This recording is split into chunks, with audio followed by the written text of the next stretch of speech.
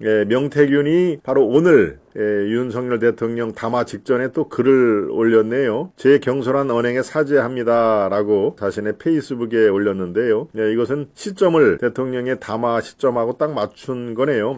자신의 페이스북에 명태균이가 오늘 이렇게 얘기를 했습니다.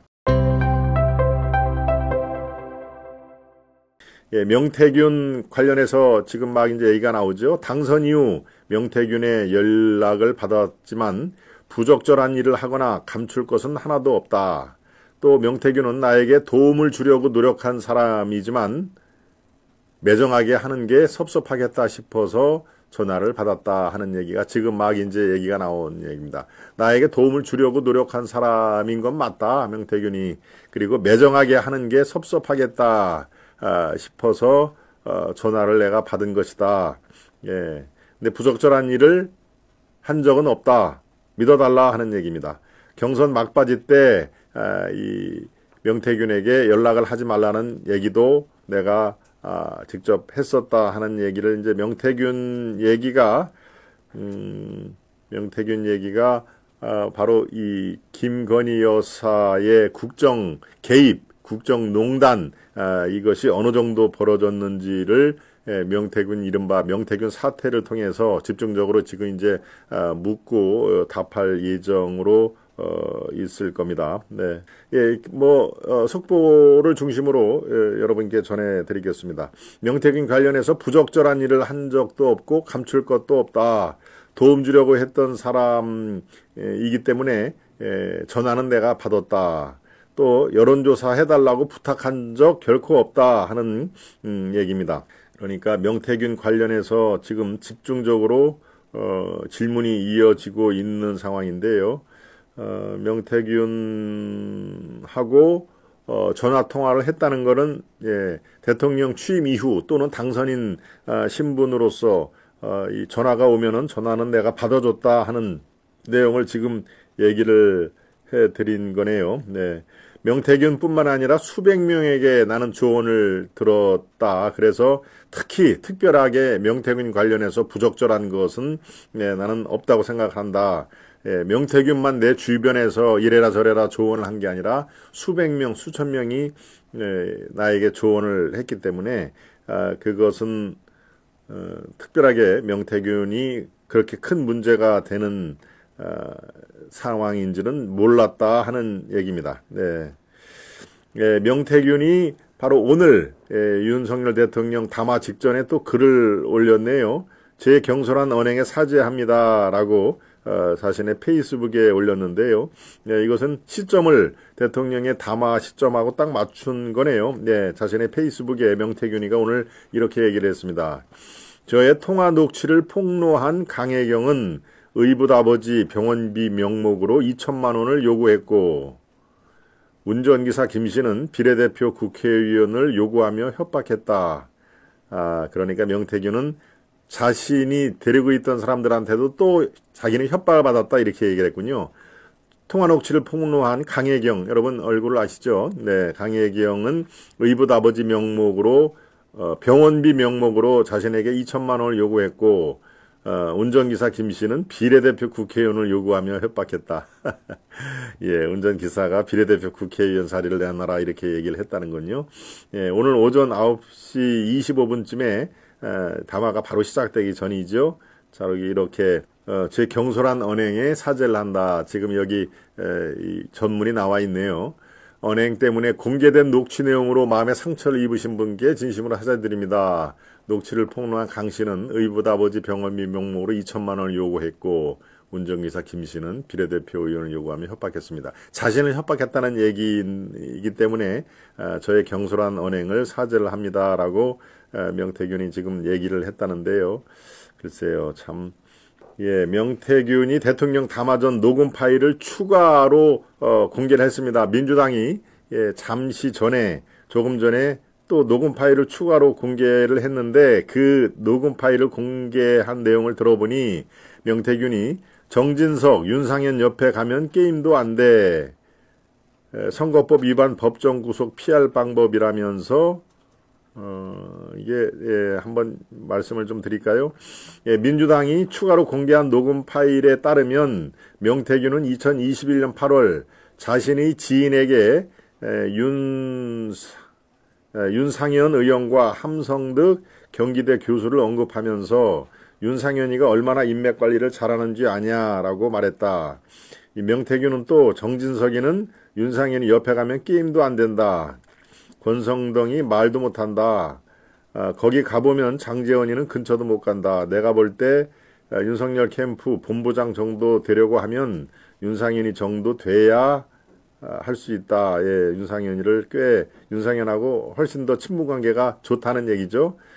그러면서 정진석이 꼼짝 못하지, 권성동도 꼼짝 못하지, 장제원이나 이런 애들은 가지도 못한다. 걔들을 누르려고 내가 윤상현이 복당시켰다.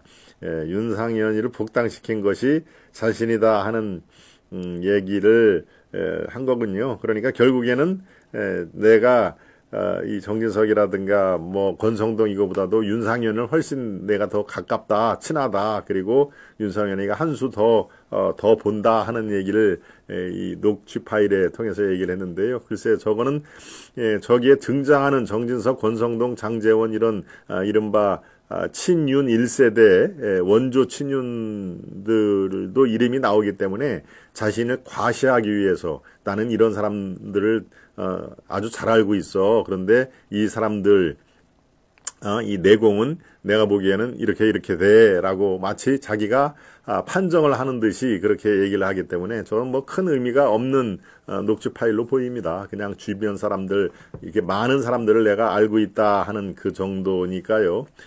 예, 명태균은 아무튼 그 정치권에서 사람들을 좀 많이 안다는 이유로 굉장히 위세를 많이 나는 이 사람도 알고 이 사람도 알고 그런데 사실은 이 사람보다는 이 사람이 더 세 뭐 이런 얘기를 하고 다니면서 자신도 덩달아서 정치권의 위상이 높은 존재로 이렇게 감추려는 그런 얘기를 많이 하는 스타일로 돼 있습니다. 네, 지금 계속 명태균 관련 이 질문이 나오고 답변을 하는 상황인데요. 그 대통령실의 인적 쇄신에 관련된 상황에서는 이렇게 얘기를 했군요. 윤 대통령이 인적 쇄신과 관련한 새로운 인물을 물색하고 검증을 하고 있지만 시기는 유연하게 생각하고 있다. 즉 즉각적인 인적 쇄신 요구는 사실상 거부를 한 것이다. 그죠? 임기 반환점 맞는 시점에서 적절한 시기에 인사를 통한 쇄신의 면모를 보여드리기 위해 벌써부터 인재풀에 대한 물색과 검증에 들어가 있다. 다만 국회에서 내년도 예산 처리가 마무리되고 나면 내년도 신속하게 예산 집행을 해줘야 국민 민생이 원활하게 돌아갈 수 있다. 또 미국이 1월 중에 트럼프 정부가 출범하겠지만 모든 틀은 대통령직 인수위가 활동하는 한두 달 사이에 짜여지기 때문에 이런 대응까지 감안해 그 시기를 조금 유연하게 생각하고 있다. 그러니까 당분간 인적 쇄신이 할 수가 없는 상황이다. 미국과의 관계에서도 그렇고 또 예산 문제도 그렇고 지금 이 체제로 연말 연초까지는 가야 된다. 국민들의 마음을 어루만져주기 위해서 지금 대폭적인 인적 쇄신은 사실상 불가능하다 하는 얘기입니다. 예, 계속 윤 대통령이 이렇게 얘기합니다. 옛날 같으면 국정 쇄신이나 국명 전환이 필요하다고 하면 자고 일어나면 신문 일면에 장차관 인사가 쫙 떴는데 지금은 인재를 발굴, 물색하고 검증을 하고 검증 과정이 별 문제 없어도 인사안을 내놨을 때 국민들이 어떻게 받아들일지 고민도 해야 하니까 빠른 시일 내에 근본적으로 하기가 어려운 측면이 있다. 이렇게 얘기를 합니다. 이 얘기는 즉각적인 지금 그 여당의 일각에서나 야당에서 주장하고 있는 것처럼 인적 쇄신, 총리를 포함해서 또 이 대통령실의 모든 인적 쇄신을 빨리 대규모로 해야 된다라고 하는 거가 이 국정을 막상 운영을 하다 보면은 이건 사실상 힘들다, 어렵다 하는 얘기를 강조를 하고 있는 상황이니까요. 예, 인적 쇄신은 필요하고 지금 나름대로 준비를 하고 있다. 그렇지만 당분간은 어렵다 하는 얘기를 거듭 강조를 하는 상황입니다. 예, 또 뭐 속보가 나온 게 또 뭐가 있을까요? 예, 저를 타깃으로 제 처를 악마화하고 있다 하는 얘기를 지금 막 하고 있네요. 예, 저를 타깃으로 내 처를 악마화하고 있다. 네, 참 글쎄요. 저는 악마화하고 있다라고 굳이 얘기를 했어야 되나라고 지금 사실 아이고 이 얘기는 안 해도 되는데 하는 얘기를 지금 하는데요. 타겟은 어차피 내가 타겟인데 그 나를 쓰러뜨리기 위해서 침소봉대하고 있다. 그래서 내 아내를 악마화하고 있는데 아내도 걱정 끼친 건 물론 잘못됐지만 아내를 악마화하고 있다. 글쎄요. 이거는 굳이 얘기를 안 해도 될 것 같은데요. 그렇습니다. 여러분들께서 생각하시기에 또 다양한 의견이 있을 수가 있습니다만은 예, 저건 괜히 이 감정적인 그런 그 표현을 고르면요. 예, 2022년 공천 개입 의혹에 대해서도 얘기를 공천에 나 왈가왈부 하지 않았다. 2022년 그러니까 지난 총선 때죠. 예, 총선 때도 이번 총선이 아니라 지난 총선 때 그리고 또 보궐선거 때 나는 공천에 대해서 왈가왈부 하지를 않았다 하는 얘기를 지금 막 하고 있습니다. 네. 그리고 아내와 명태균의 연락 이거는 몇 차례 없는 걸로 내가 파악을 하고 있다. 뭐 매일매일 뭐 통화를 한다. 이렇게 야당에서 주장하는 거 그거 아니다. 몇 차례 정도 문자나 이야기를 했다고 들었다. 예, 그렇게 확인을 했다는 얘기죠. 부인한테. 예. 아내의 휴대폰을 보자고 할 수는 없어. 물어봤다. 예. 휴대폰을 좀 내놔봐. 내가 몇 번 통화했나 좀 보게. 라고 차마 얘기는 내가 못했고, 물어는 봤다. 이 자리에서 공개하기는 그런데 일상적인 것이 많았고, 그랬다더라. 통화는 몇 차례 없었던 것으로 알고 있다. 그러니까 김건희 여사가 통화는 몇 차례 안 돼요. 라고 얘기를 했겠죠. 제 아내는 제가 대통령이 당선되고 취임하고 나면 그전하고 소통 방식이 달라야 한다고 이야기하니까 본인도 많이 줄인 것 같다. 이렇게 기자의 질문에 또 얘기를 했습니다. 부적절한 일을 하거나 나는 감출 것이 하나도 없다라는 것이 이 윤 대통령 얘기고요. 내가 명태균에게 여론조사를 부탁한 적도 없고 조작을 지시한 사실도 없다. 여론조사가 잘 나왔기 때문에 조작을 할 이유도 없었다는 것이다. 또 잘 안 나온다고 해서 인생 살면서 그런 짓 해본 적이 없다라고 얘기를 여론조사를 잘 부풀려서 자기에게 유리하도록 부탁한 적도 없고 또 설령 여론조사가 잘 안 나온 여론조사도 있었는데 그것을 잘 나오게 해달라고 또 역으로 그렇게 나는 부탁을 한 적은 전혀 없다라는 얘기입니다.